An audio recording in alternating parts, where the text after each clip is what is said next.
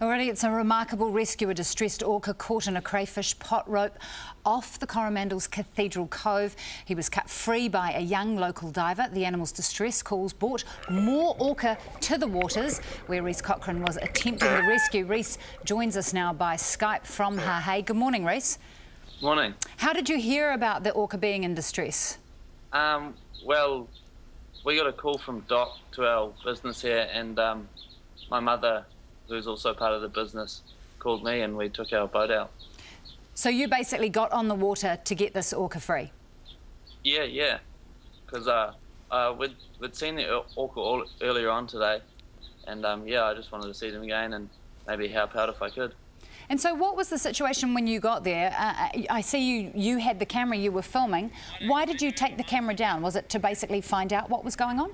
Yeah, I didn't know the extent of how bad it was tangled.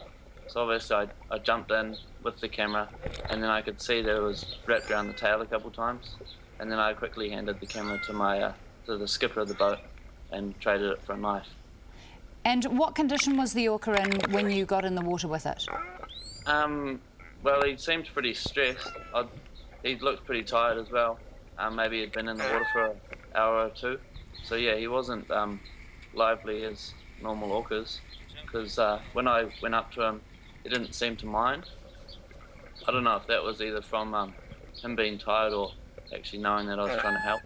Because it is an interesting situation. The orca whale is also called the killer whale. Were you worried at all for your own safety?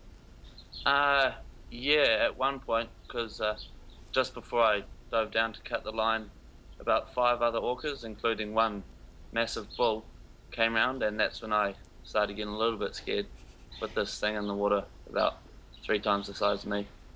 So I guess the distress calls of the orca had called those other orca to it. Is that your assumption? Yeah, I'd say so, because when I was in the water I could hear it vividly, as you can hear on the that footage there.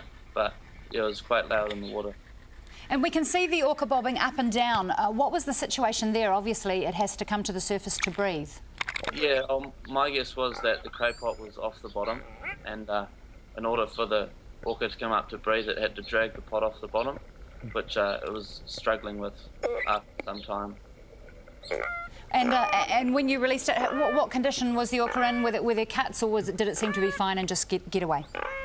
There were cuts on the head and down the body, also around the tail where the rope was tangled. You could see blood and stuff coming from the tail.